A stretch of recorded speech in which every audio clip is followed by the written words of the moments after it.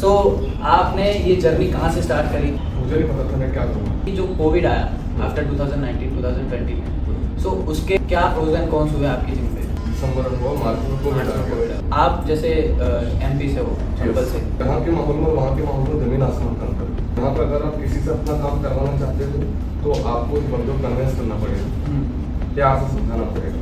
वहाँ ऐसा नहीं होता। वहाँ पे आपने बोला काम नहीं हुआ तो फिर उस सिचुएशन में कुछ भी हो सकता है सामने वाले के साथ। जिम ओपन करना is not a big deal, हर कोई कर सकता है ओपन। बोलते हैं ना, हाथी खरीदना तो आसान है पर उसको संभालना मुश्किल है। संभालना मुश्किल। लो इन्वेस्टमेंट से स्टार्ट करो। ऐसा नहीं कोई लोग ना 1 CR 2 CR लगा देते हैं।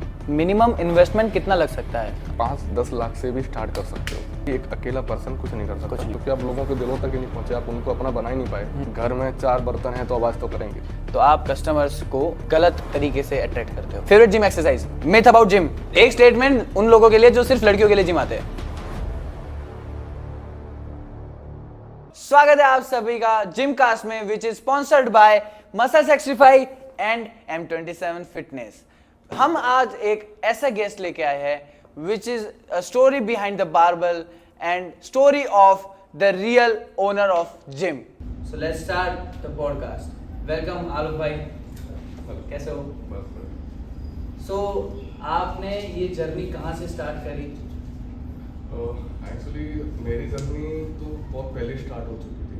लाइक 2016 जब मैं निकला था घर से बाहर, तो वो फेज ऐसा था मेरा कि जब मुझे कुछ रास्ता समझ नहीं आ रहा था मुझे क्या करना है, कहाँ जाना। उस एट द मोमेंट मुझे नहीं पता था मैं क्या करूँगा। बस मैं बाहर निकला और जब मैं बाहर आया तो मैंने स्टेप बाय स्टेप मेरा जो गोल था उसको अचीव करने के लिए मैंने हर वो कोशिश करी जो हर एक इंसान को करना था। और एट द मोमेंट ऐसा हुआ, एक सीन ऐसा है कि मेरे पास कुछ था। उस टाइम पे मैंने स्टार्टिंग फेज जो मेरा था वो एज अ बोल सकते हो कि बहुत लो एंड स्लो जर्नी थी। तो उस टाइम पे मेरे पास कुछ एक होता है बैकअप सपोर्ट हर किसी के लिए होता है, वो मेरे लिए नहीं। तो उस टाइम पे मैंने और मेरा वो जो टाइम टेबल था उसके अकॉर्डिंग मुझे बहुत कुछ करना था और मैं काफ़ी लेट हो चुका था उस टाइम पे। जैसे जैसे टाइम होता जा रहा था तो मेरा मतलब होता है ना कि हमको एक टाइम पे ये अचीव कर लेना चाहिए। फिर वो होता है कि नहीं भाई ये नहीं हुआ तो हम आगे कैसे बढ़ें, तो वो चीज़ रहती है। फिर मैंने धीरे धीरे अपना करियर स्टार्ट करने के लिए छोटी छोटी कंपनियों के साथ जुड़ा, वहाँ से मैंने स्टार्टअप किया। फिर एक बार हुआ यूँ कि मैंने भी जिम स्टार्ट किया एक बार। अच्छा। जिम जाना चालू किया तो देखा कि हाँ इस एरिया में भी जिम है लेकिन उस लेवल का नहीं है जिस लेवल का हर एक बंदा चाहता है, जिसकी नीड होती है। लाइक एक स्पेस, अच्छा स्पेस हो, इक्विपमेंट्स अच्छे हो, सर्विस एक्सेट्रा, तो वो हर किसी की नीड होती है। तो आज के टाइम पे वो नीड हर कोई फुलफिल नहीं कर सकता बिकॉज ऑफ हर कोई मैनेज भी नहीं कर सकता और हर कोई एक रहता है ना कि हर कोई एम्पायर खड़ा नहीं कर सकता। अगर कर सकता है तो आज के टाइम पर गरीबों की संख्या कम होती है, तो वैसा होता है। फिर हमारा ये जर्नी जिम का 2019 से स्टार्ट हुआ। 2019 दिसंबर 29 ऑफ दिसंबर को हमने जिम का ओपनिंग किया। उसके पहले जब मैं एक छोटी मोटी जॉब करता था, वो मैंने जॉब स्किप करके मैंने मेरी फैमिली में एंट्री मेरे मामा जी के साथ जुड़ा। उन दोनों ने एक बिजनेस स्टार्ट करने का प्लान किया और उनको भी एक्सपीरियंस था जिम के लिए, उनका भी काफ़ी मतलब एक्साइटेड थे लाइक कि हमारा भी कुछ हो। तो फिर हमने ये जर्नी स्टार्ट की 2019 में। हमने ऑलमोस्ट मतलब दिसंबर में हम रेडी हो गए थे to connect with all other. But क्या आप बता सकते हो कि जो कोविड आया आफ्टर 2019 2020 में, सो उसके क्या प्रोज एंड कॉन्स हुए आपकी जिम पे? क्योंकि आपने 2019 में ही इन्वेस्ट कर दिया एंड इमीडिएटली 1 साल बाद आपको ये सब फेस करना पड़ा, तो आपने क्या क्या दिक्कतें झेली एंड क्या क्या कॉन्सिक्वेंसेस फेस करे आपने?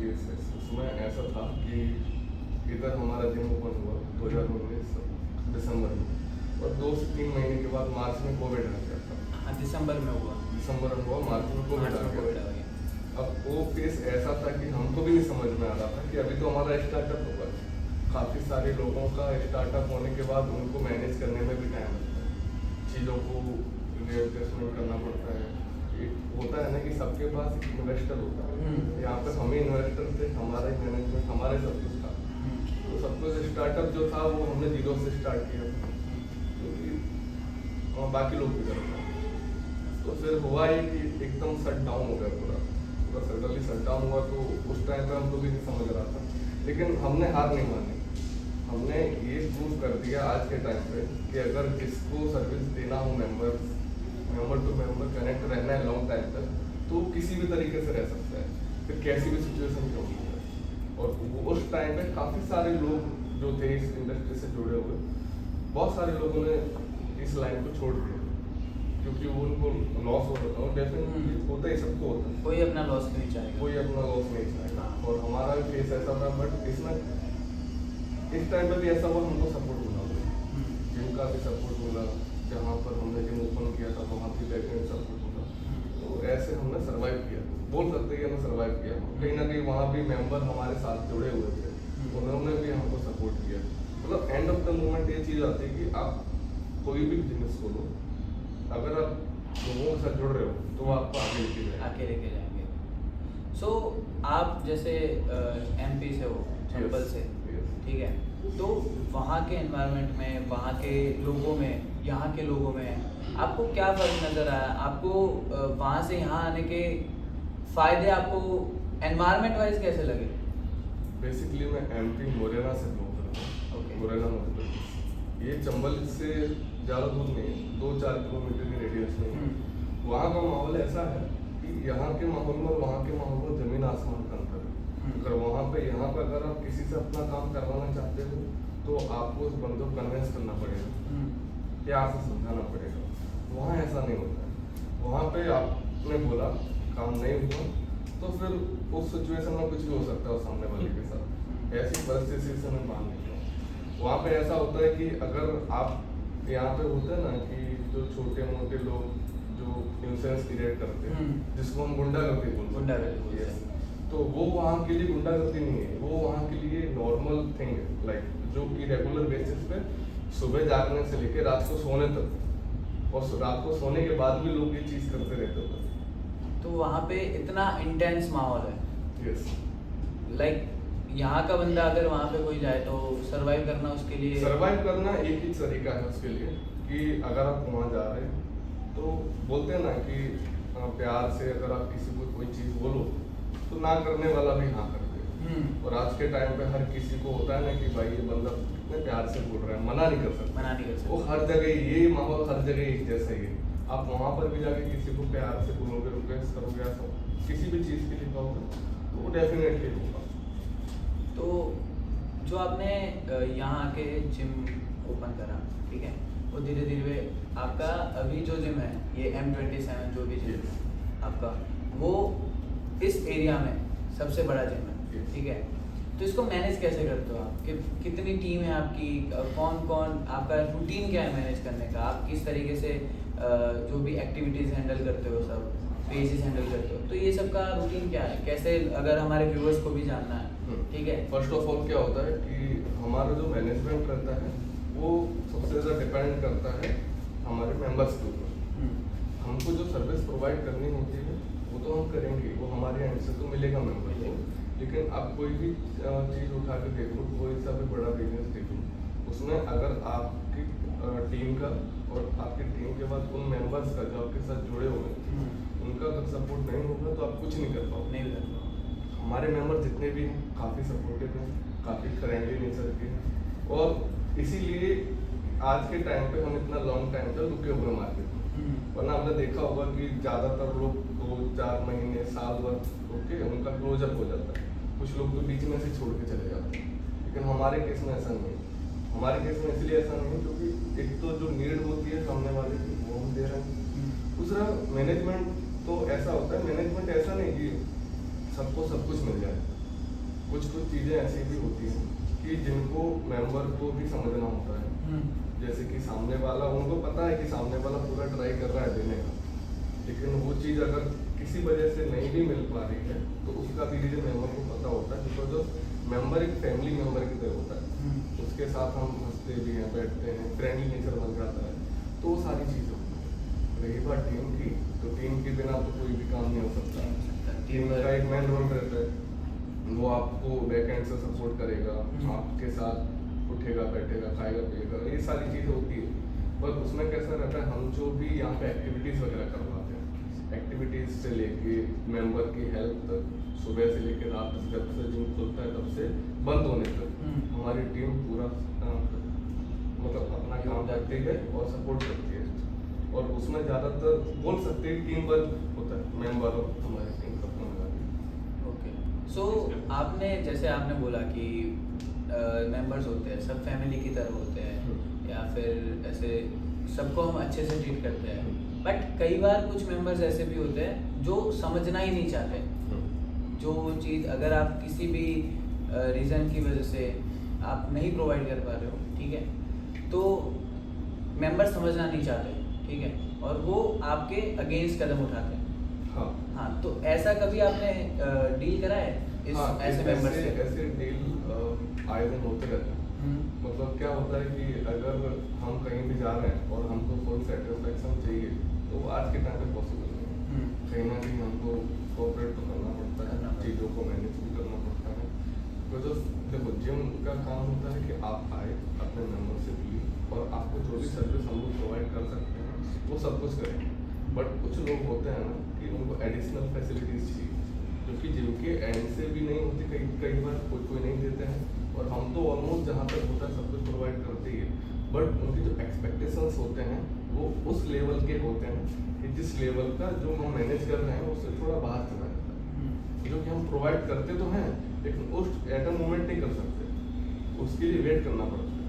लेकिन वो वेट वाला वर्ड उनकी डिक्शनरी में होता नहीं है, उनको एट अ मोमेंट चाहिए, तुरंत तत्काल चाहिए।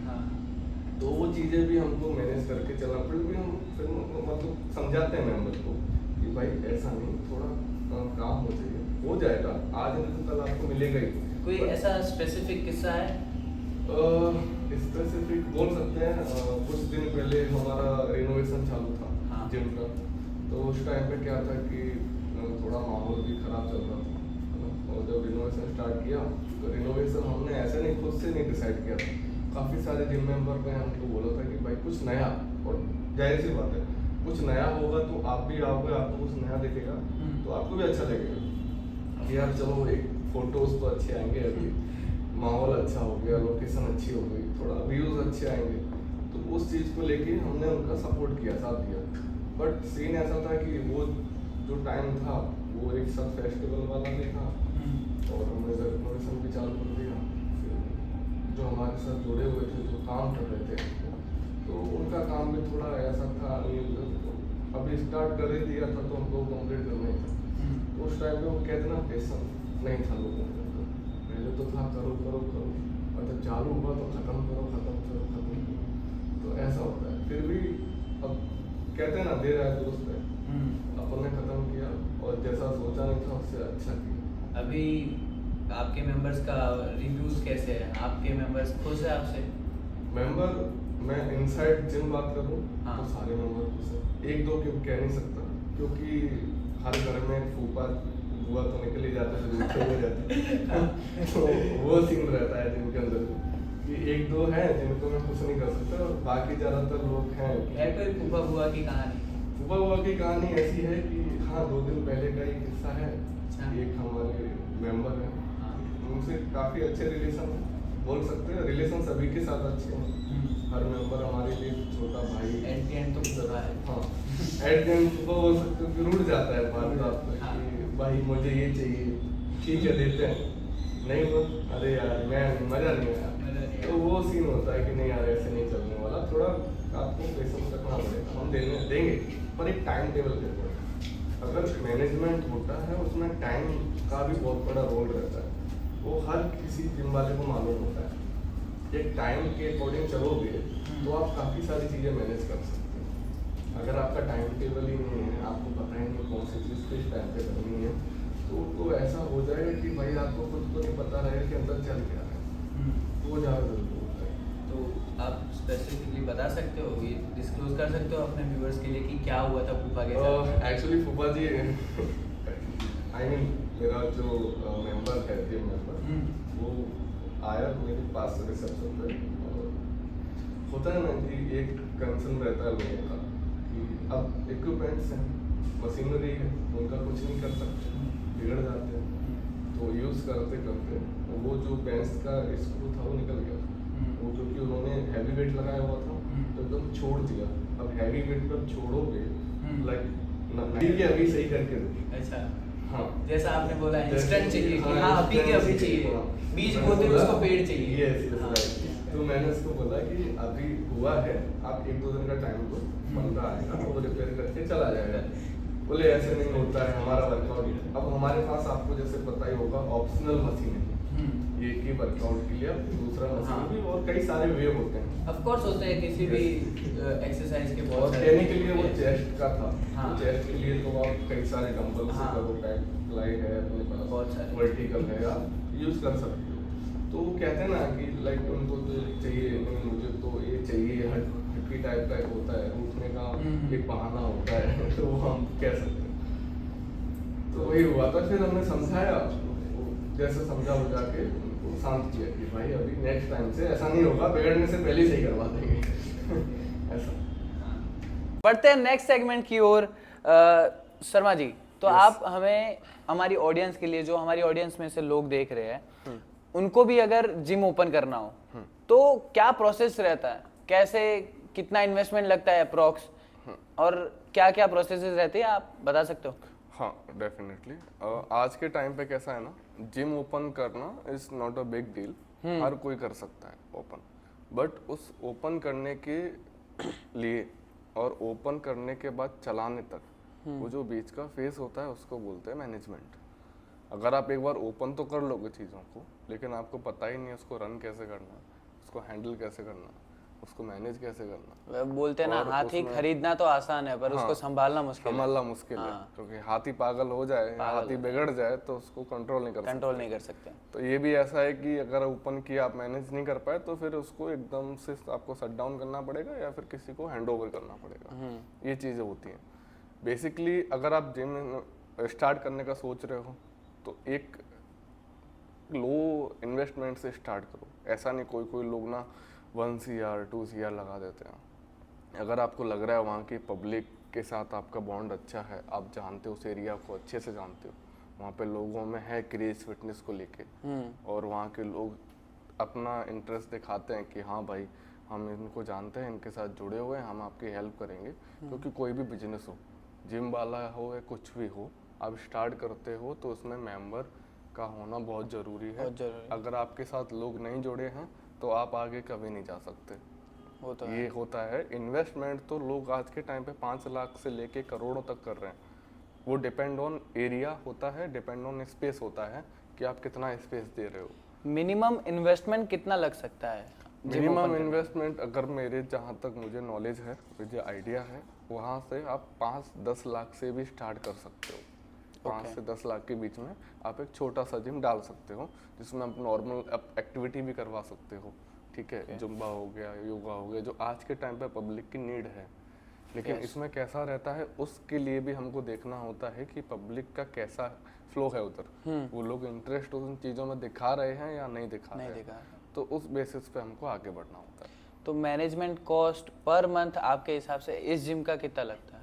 मैनेजमेंट कॉस्ट तो देखा जाए एक होता है ना उतार चढ़ाव जैसा होता है कोई हर महीना फिक्स नहीं रहता लेकिन हाँ लेकिन मैनेजमेंट में कैसा रहता है मैनेजमेंट में हर छोटी से छोटी चीज़ों का ध्यान रखना रहता है। Of course. फिर वो एसी हो मशीन हो फ्लोर हो ठीक है एक्टिविटी हो या जिम जो मेंबर हैं उनको हम जो सर्विस प्रोवाइड करते हैं उसको लेके हो तो वो उसका कुछ फिक्स एक अमाउंट नहीं रहता। उसके लिए आप समझो ना अगर आप मंथली लेके चल रहे हो तो अगर आप अच्छा जिम रन कर रहे हो बड़ा जिम रन कर रहे हो तो 5 to 7 lakhs मिनिमम अमाउंट रहता है मैनेजमेंट के लिए जिसमें आपका टीम से लेके मेंबर से लेके सब कुछ आ जाता है।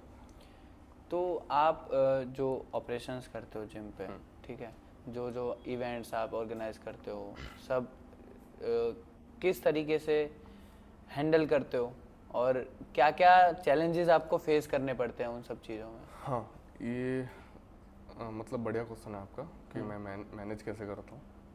मैं फिर से बताऊंगा कि ये जो मैनेज होता है वो मेरी साइड से नहीं होता, मैं अकेला नहीं कर सकता हाँ, कुछ। of इसमें मैं पहले लोगों को जोड़ता हूँ कि भाई मैं ये करने वाला हूँ, आप लोग इंटरेस्टेड हो तो आप आओ, हमारे साथ जुड़ो और हमारी हेल्प करो, क्योंकि कोई भी एक अकेला पर्सन कुछ नहीं कर सकता। कुछ नहीं कर सकता। अगर आपके साथ लोग जुड़े हैं, आपका बॉन्ड अच्छा है तो आपको लेके आगे जा सकते हैं। अगर आपके साथ लोग जुड़े हैं पर आपके साथ बॉन्ड अच्छा नहीं है तो आप कभी आगे नहीं जा सकते, क्योंकि आप लोगों के दिलों तक ही नहीं पहुंचे, आप उनको अपना बना ही नहीं पाए, तो आप कहाँ से आगे जाओगे।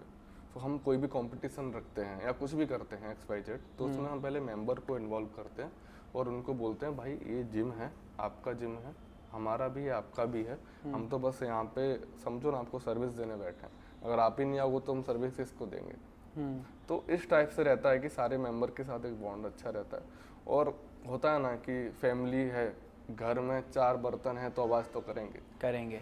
तो ऐसा ही हमारे जिम के साथ भी होता है, हर जिम मेंबर के साथ, फैमिली के साथ रहता है कि थोड़ी अनमन खटपट हर किसी के घर हर में किसी की रहती वो हमारे यहाँ भी होती है, बट ऐसा नहीं वो लॉन्ग टाइम तक रहे, सुबह का बुला शाम को घर आ जाए तो उसको है, बुला नहीं कहते। तो वो चीज़ रहती है हमारे यहाँ भी। और चैलेंजेस क्या क्या फेस चैलेंजेस ऐसा रहता है कि हमको ना लोगों को पहले मोटिवेट करना पड़ता है। Motivate is the big task, क्योंकि मतलब कोई भी इतनी आसानी से रेडी नहीं होता, उसको बताना पड़ता है कि आप अगर इसमें भाग लोगे तो आपको क्या बेनिफिट रहेगा, अगर आप भाग नहीं भी ले तो आप खाली जुड़ जाओ, आप एक नॉलेज के लिए आपको पता चलेगा कि आपको क्या रिस्पॉन्स मिलेगा आगे जाके। आपको उसमें अगर फील्ड में नहीं भी जाना हो बट आपके पास इन्फॉर्मेशन है तो आप सामने वाले को गाइड भी कर सकते हो। तो चैलेंजेस तो यही रहते हैं कि ज़्यादातर लोगों को जोड़ना ये सबसे बड़ा चैलेंज रहता है, क्योंकि उनको आपके साथ जो भी इवेंट आप कर रहे हो, कोई कुछ भी ऑर्गेनाइज कर रहे हो, तो उसमें आप लोगों को जितना ज़्यादा जोड़ पा रहे हो, जैसे कि हमारी जिम में देख लो, हम कुछ भी ऑर्गेनाइज करते हैं। लास्ट टाइम आर्म रेसलिंग था जो हमने कंपटीशन किया था, उसमें हमने कई सारे लोगों को पर्सनली इनवाइट किया था। यस, बोला भी था, मैसेजेस छोड़े थे, बट मैसेजेस एक बार लोग इग्नोर कर देते, देखते नहीं है, बट उनको पर्सनली बोलते तो उसमें से 10 में से 5 लोग रेडी होते हैं, 5 लोग हाँ ठीक है बताएंगे, ऐसा होता है। तो वो सारी चीज़ें हमको फेस करनी पड़े। हम चाहते हैं कि हम ये चीज़ करें, लोगों के सामने लेके आए और लोगों को उसमें इन्वॉल्व करें, जिससे ये ऐसा पर्पस नहीं होता कि हम करेंगे इसमें हमारा फ़ायदा है, इसमें लोग एक साथ होंगे, जुड़ेंगे, चीज़ों को थोड़ा एंजॉय करेंगे, वो अपना पैशन दिएंगे, अपना जो होता है उनका वो लोग फील करेंगे उस चीज़ को। बट आज के टाइम पे लोगों का अलग अलग माइंडसेट रहता है। तो बेसिकली आप मेंबर्स को जोड़ने के लिए जो भी चैलेंजेस होते हैं वो सभी फेस करते हो, और कोई चैलेंज नहीं है ऐसे? और कोई फिलहाल जिम के अंदर देखा जाए तो उसको रन करने के लिए काफ़ी सारे चैलेंजेस रहते हैं। बाकी अगर आप कोई कंपटीशन कुछ ऑर्गेनाइज कर रहे हो, कुछ नई चीज़ें ऑर्गेनाइज कर रहे हो, तो उसमें इतना कुछ ज़्यादा नहीं रहता। बट हाँ, अगर आप जिम ओनर हो, आप जिम रन कर रहे हो, तो काफ़ी सारे ऐसा रहते हैं चैलेंजेस जो आपको रोज़ फेस करने होते हैं। लाइक आपको नहीं पता कि आने वाले 10 में से कौन सा मेंबर ऐसा है जिसको कोई चीज़ पसंद ना आए, या फिर वो कन्विंस ना हो कि भाई नहीं, convince in the sense like हम उसको एक्सप्लेन करते हैं सारी चीज़ें कि भाई हम ये प्रोवाइड करते हैं, बट होता है ना कि नहीं यार ये मेरे थोड़े बजट से बाहर जा रहा है, ये मेरे बजट में नहीं है। लेकिन ये सभी लोगों को पता होना चाहिए कि कोई भी बिजनेस हो, मेंबर टू मेंबर चलता है। अगर आप जुड़ेंगे, जितने ज़्यादा जुड़ेंगे और जो हमारी नीड है उसके अकॉर्डिंग अगर हमारा काम होगा, तो हम आपको वो चीज़ और बेटर तरीके से दे पाएंगे जिसके अकॉर्डिंग आप जुड़ रहे हो, या फिर आपके एक्सपेक्टेशन जो हैं उससे कई गुना ज़्यादा दे सकते हैं आपको। लेकिन उसके लिए एक होता है ना कि आज के टाइम पे एक प्राइस ऑफ वैल्यू रहता है, वो हर जिम वालों को पता होता है। तो आपका जिम जो है अपने 20 किलोमीटर रेडियस में कह सकते हैं कि one of the most successful gym कह सकते हैं। हाँ, ठीक है। yes. गुजरात समाचार में भी अभी फीचर होने वाला है जिम। तो आप बता सकते हो कि ऐसा क्या है जो आपके जिम को औरों के जिम से डिफरेंट बनाता है? Yes. It might be the price point, it can be your services, whatever it can be. First of all environment जो हमारे जिम का है, हमारे यहाँ पे कोई भी मेंबर आता है तो ऐसे वो जो बंदिश वाली फीलिंग होती है ना कि नहीं यार यहाँ तो घुसने से पहले टेंशन होने लगती है कि यार फटाफट करके निकलना पड़ेगा, अपना टाइम हो जाएगा तो ये लोग टॉर्चर करेंगे। कई सारी जिमों में होता है, लोगों को 1 घंटे होते ही ऐसे डोर की तरह नॉक करते रहते हैं कि भाई चलो चलो चलो, वो हमारे यहाँ पे नहीं है। हम उनको पूरा लाइक बोल सकते हैं कि उनको फ्रीली दिया हुआ है कि आप 1.5 से 2 घंटे आप आराम से वर्कआउट करिए, कोई आपको डिस्टर्ब नहीं and that is the enough time for yes yes completing a workout. कि मुझे नहीं लगता कोई रहेगा कि ये 1.5 से 2 घंटे में किसी का वर्कआउट रह जाए। ज़्यादातर most of couple of person ऐसे होते हैं जो ग्रुप में आते हैं, उनके साथ हो सकता है क्योंकि उनका टाइम वर्कआउट से ज़्यादा कन्वर्जेशन में जाता है। यस, तो उस टाइम पे हम नहीं कह सकते, लेकिन ज़्यादातर मोस्ट ऑफ होता है। सेकंड थिंग कि हमारा जो जिम का प्राइस है वो काफ़ी लो है और उन सब के बजट पॉकेट जो रहता है उसमें ही आता है, उस बजट पॉकेट से बाहर नहीं जाता। तो आपका जिम का प्राइस पॉइंट जो है वो काफ़ी अफोर्डेबल है रेदर देन जो आसपास के जिम्स है। आप डिफरेंस बता सकते हो दोनों में? हाँ, डिफरेंस तो ऐसा रहेगा कि जैसे कि हमारा जो जिम का प्राइस है, समझो वो प्राइस हम उस अकॉर्डिंग चलाते हैं, जैसे कि मेंबर्स के, जैसे हम जो जो सर्विस प्रोवाइड कर रहे हैं, अब मेंबर अगर साल भर के लिए जुड़ रहा है तो साल भर के अकॉर्डिंग हम उनसे उतना पे नहीं ले रहे हैं जितना उनको देना चाहिए, समझो। तो थोड़ा चीज़ें डिफरेंट तरीके से रहती है। तो मुझे नहीं लगता कि आसपास के जिमों में क्या चल रहा है, बट हमारे जिम में इतना चल रहा है कि कोई आएगा तो उसको सोचना नहीं पड़ेगा कि आपके जिम ज़्यादा पे आउट ले रही है। तो प्रॉफिटेबल होने का क्राइटेरिया क्या रहता है? प्रॉफिटेबल यही है हमारे लिए कि जितने ज़्यादा लोग जुड़ेंगे उतना कोई भी जिम वाला रहेगा प्रॉफिट में ही जाएगा। अगर आपके साथ लोग जुड़ रहे हैं, उनको रिस्पॉन्स अच्छा मिल रहा है, तो ये बस प्रॉफिटेबल ही है। So guys let's move to the next segment. So Alok भाई, जो आपका जिम है, ये पूरा जो एरिया है उसमें आप कुछ तो मार्केटिंग स्ट्रेटेजीज आपके सोशल्स पे ऐसी लगाते होंगे जिससे आपका जिम अभी टॉप 5 में लीड करता है। सो क्या मार्केटिंग स्ट्रेटेजीज है, आप हमारे व्यूअर्स को बताना चाहोगे? हाँ, डेफिनेटली इसमें कैसा रहता है, मार्केटिंग जो हमारी साइड से रहता है उसमें ज़्यादातर मार्केटिंग में हम वो फोकस करते हैं जो आज के टाइम पे पब्लिक की नीड और रिक्वायरमेंट रहती है। रिक्वायरमेंट ज़्यादातर लोग फैट लॉस के लिए ढूंढते हैं। फैट लॉस जर्नी जो होता है वो नॉर्मल बेसिस पे देखा जाए तो आज हर घर में 2-3 लोग ऐसे होते हैं जिनको फैट लॉस करना होता है। वो आज के टाइम पे एक लोगों का थिंकिंग भी ऐसा हो गया है, हम उसको मिथ भी बोल सकते हैं कि आप ग्रुप एक्टिविटी जितना अटेंड करोगे उतना आपका फैट लॉस कम होगा, जो कि ऐसा नहीं होता है। लेकिन हाँ, उसमें हम बोल सकते हैं कि हमारी स्ट्रेंथ होता है, अच्छा स्ट्रेंथ वर्कआउट बोल सकते हैं ग्रुप एक्टिविटीज़ में। लेकिन फैट लॉस नहीं होता है। लेकिन फिर भी हम वो चीज़ एज ए पब्लिक को ऐसा बताते हैं कि आप ग्रुप एक्टिविटी में आओ, आपके दिमाग में अगर ऐसा है कि फैट लॉस होगा तो उस पर्पज़ से आओ, लेकिन आओ, जोड़ो। आप जुड़ोगे तो हमको भी अच्छा लगेगा, आगे जाके हमको भी वो एक रहता ना मोटिवेशन मिलेगा कि नेक्स्ट डे भी एक्टिविटी हमको करवानी है। तो आप कस्टमर्स को गलत तरीके से अट्रैक्ट करते हो? नहीं, गलत तरीका नहीं बोल सकते, पर हाँ उनका जो थिंकिंग है, लाइक उनके जो सोचते हैं कि भाई ग्रुप एक्टिविटी करने से फैट लॉस होता है, तो हम उनको उनकी सोच तो नहीं बदल सकते, बट हाँ उनको समझा सकते हैं कि हम जो प्रोवाइड कर रहे हो अटेंड करो, उसमें फैट लॉस तो नहीं, बट हाँ आपको बेनिफिट ज़रूर मिलेगा, तो उसको हम गलत नहीं बोल सकते। ओके, सो आप सोशल मीडिया पे ग्रो करने के लिए, आपका जो ब्रांड ग्रो करने के लिए आप उसके लिए क्या मार्केटिंग स्ट्रेटेजीज यूज़ करते हैं? मार्केटिंग जैसा मैंने कहा डिजिटल है आज के टाइम पे सब कुछ, तो हमारा जो अकाउंट है वो फेसबुक और इंस्टाग्राम हो गया, यूट्यूब हो गया, सोशल मीडिया पे यही सारी चीज़ें ट्रेंडिंग चलती हैं। तो लोगों का जो वर्कआउट्स रहता है उनकी वीडियोस हो गई, ग्रुप एक्टिविटीज़ की वीडियोस हो गई, जिसको लोग देख के थोड़ा बहुत मोटिवेट होते हैं और थोड़ा अपना प्लान भी करते हैं कि भाई हाँ ये लोग सब कुछ प्रोवाइड कर रहे हैं तो एक बार हमको वहाँ जाके देखना चाहिए। उसके अलावा भी ये सोशल मीडिया छोड़ो, अभी इसको साइड में करते हैं थोड़ा। अब आ जाते हैं मेंबर टू मेंबर, जो जिसको हम बोल सकते हैं कि हमारे जो मेंबर जिसको हम सर्विस अच्छी दे रहे हैं या जिनको एटमॉस्फेयर अच्छा लग रहा है, जिनको यहाँ पे जिम में सर्विस अच्छा मिल रहा है, तो वो लोग भी रिकमेंड करते हैं कि भाई आप आओ, ये जिम अच्छा है, स्पेसियस है, काफ़ी सारी मशीन्स हैं, 100+ मशीन्स अपने पास, ठीक है। ऐसा नहीं है कि आप आओ एक ही मशीन पर 10 लोग बैठे हैं, वेट करना पड़ रहा है, वो सारी चीज़ें नहीं रहती। तो हर मेंबर को पता होता है कि यहाँ पे हमको जो चाहिए, जो नीड है, वो सब कुछ है। तो आप कहीं और जाके आप इधर आके एक बार ट्राई करो, आपको सेट होता है तो यू कैन कंटिन्यू, अगर नहीं होता है तो फिर आपकी चॉइस है वो। आपके आसपास जितने भी एरियाज में जिम है तो कंपटीशन तो ऑफ कोर्स रहता है, Definitely. तो आप वो कंपटीशन कैसे हैंडल करते हो?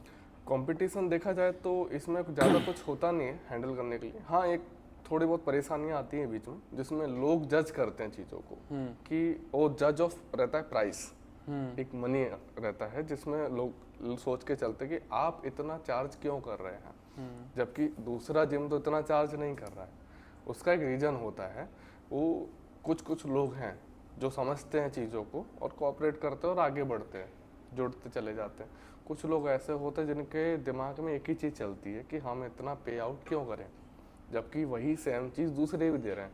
बट वो ये नहीं देखते कि अगर आप खाना खाने के लिए जाओगे बाहर तो वही सेम चीज़ जो फूड मिल रहा है वो ढाबे पे भी मिलेगा और वही सेम फूड 5 स्टार होटल में ही मिलेगा।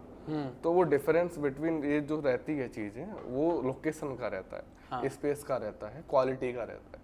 तो वो सारी चीज़ें हम देते हैं, इसके लिए हमारा जो प्राइस और रेंज रहता है वो हाई रहता है, पर इतना भी हाई नहीं रहता। जैसे कि मैंने आपको बताया था, पॉकेट जो रहता है, पॉकेट फ्रेंडली, यस, वो ही है। So let's move to the next segment guys.